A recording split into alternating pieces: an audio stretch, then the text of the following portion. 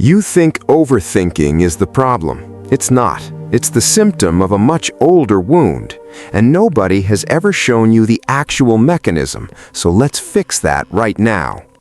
You replay conversations at 1 a.m. that ended hours ago. You draft texts you never send, 17 versions of the same 6 words. You walk into a room and before you've said a single sentence, you've already simulated 4 ways it could go wrong. And somewhere along the way, someone, a parent, a teacher, a partner, an internet stranger with a blue checkmark, told you that this makes you exhausting, too much, unable to just relax and let things be. That diagnosis is not just wrong, it's backwards. You were never overthinking. You were pattern matching for danger in an environment that once had real danger in it, and your brain never got the memo that the danger left the building years ago. Here's what nobody tells you. Overthinking isn't a thinking problem. It's a threat detection system stuck in the on position. And by the end of this, you're going to understand exactly why it got stuck there, what specific childhood or relational conditions install it, and the one mental move that starts turning it off, not through relaxation apps, not through just let it go, but through something closer to reprogramming. But first, I need you to sit with an uncomfortable question. What if the anxious loop in your head isn't malfunctioning? What if it's working exactly as designed, just for a world that doesn't exist anymore? Let's go under the hood. Your brain has 2 modes of moving through the world.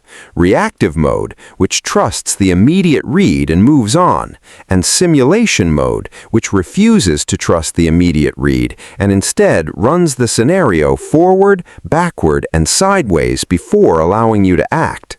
Most people live in reactive mode. It's cheap, it's fast, it's low resolution, but somewhere in your history, reactive mode got you hurt.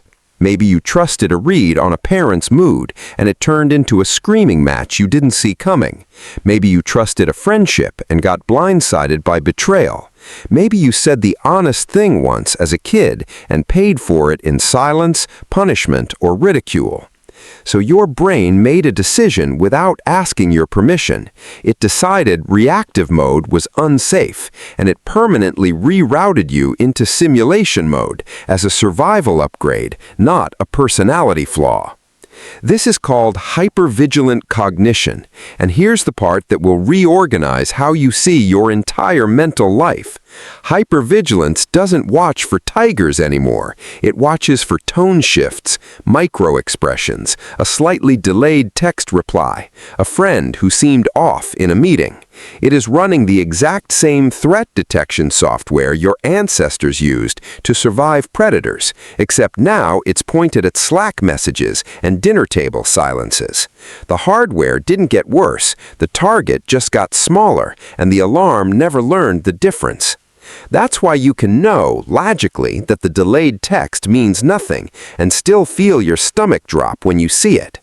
Knowing doesn't turn off a threat system, only evidence of safety does, and you've spent years accidentally feeding it evidence of danger instead. Now here's the part I want you to actually sit with, because this is where most people get the reframe wrong. They hear overthinking is a survival skill, and they turn it into a badge. They start performing their overthinking as intelligence, as depth, as being the deep one in the friend group. And that's a trap, because now the identity needs the anxiety to survive. You're not managing the loop anymore. You're protecting it, because somewhere along the way, I overthink everything became load-bearing for how you see yourself. I'm going to come back to that. Hold on to it, because there's a specific moment, a very precise, very common moment, where a person doesn't just tolerate their overthinking, they start defending it as a personality trait worth keeping intact. And once you can name that moment in your own life, you can dismantle it in about 30 seconds, but we're not there yet. Let's talk about who actually benefits from you staying in the loop, because it isn't you. Every environment you're in, your job, your friend group, your family, the algorithm feeding you content right now, is quietly optimized around a version of you that stays predictable. A confident, decisive, low-anxiety you is harder to manage, harder to sell to, harder to keep in line. A person running constant internal simulations, checking for approval, rereading every interaction for signs they've displeased someone, that person self-polices. They don't need to be corrected. They correct themselves in advance. Your overthinking isn't just a cognitive habit. It is, functionally, a compliance mechanism, and most of the systems around you have no incentive to help you shut it off. Nobody built this on purpose most of the time. Nobody sat in a room and engineered your anxiety loop. But make no mistake, once it exists, plenty of systems are perfectly happy to let it keep running, because a person auditing their every move is a person who rarely makes trouble. If any part of what I just said made your stomach tighten a little, good. That's the part of you that already knows this. Before we go further, subscribe, because the next part of this is where I hand you the actual mechanism to break the loop, not just the diagnosis of it, and I don't want you to lose this mid-thought. And while you're down there, tell me the specific version of this loop that runs in your head, not the general "I overthink," the actual scenario, the text you reread, the meeting you replayed, the apology you drafted and deleted. Name it in the comments. Naming the exact loop is the first move in disarming it, and I want to see which version is most common, because I guarantee you're not the only one running that exact tape. Now, back to that moment I told you to hold on to, the moment overthinking stops being a survival response and becomes identity armor. It happens the first time someone calls you so thoughtful or so perceptive for a spiral you privately experienced as torture. That compliment lands somewhere dangerous. It tells your nervous system this pain has social value. Keep producing it. From that point forward, some part of you isn't just overthinking to stay safe, it's overthinking to stay seen as the deep one, the careful one, the one who really gets people. You built a personality on top of a wound and called it a strength before you'd actually healed anything. This is why so many overthinkers resist the idea of calming down. Calm feels like erasure. If the spiral goes, who are you without it? Here's the answer, and it's the part that actually sets you free. You were never the spiral. The spiral was a strategy your nervous system adopted under specific conditions at a specific age for specific reasons that mostly no longer apply. A strategy is not an identity. You can retire a strategy without losing yourself. In fact, you can't fully find yourself until you do, because right now the strategy is standing in the doorway of every room you're afraid to walk into. So here is the actual reprogramming move, the one I promised you, and I want you to use it the next time you feel the loop start. The loop runs on an unanswered question. Somewhere in every spiral is a single sentence your brain is desperately trying to resolve. Did I mess up? Are they mad? Was that the wrong choice?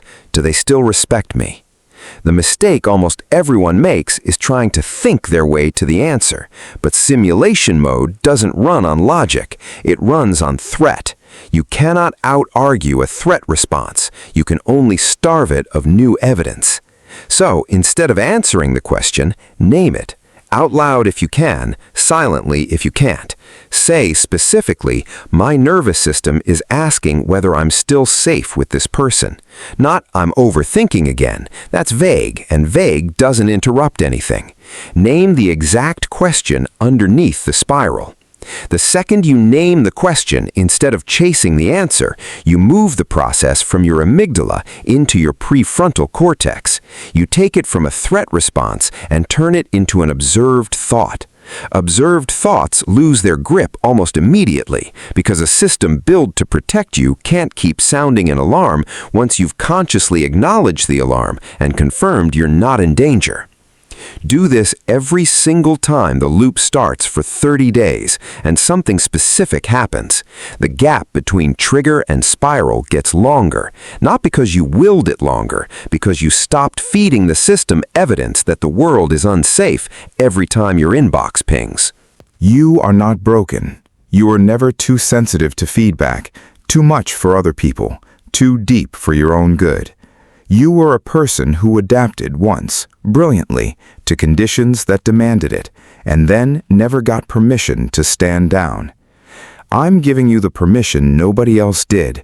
Stand down, not by force, not by shame, by naming the question your mind keeps refusing to stop asking until it finally believes you when you tell it, "We're safe now." And once you believe that in your body, not just your head, you won't need the spiral to feel like yourself anymore. You'll just be yourself, quieter, sharper, finally off the clock.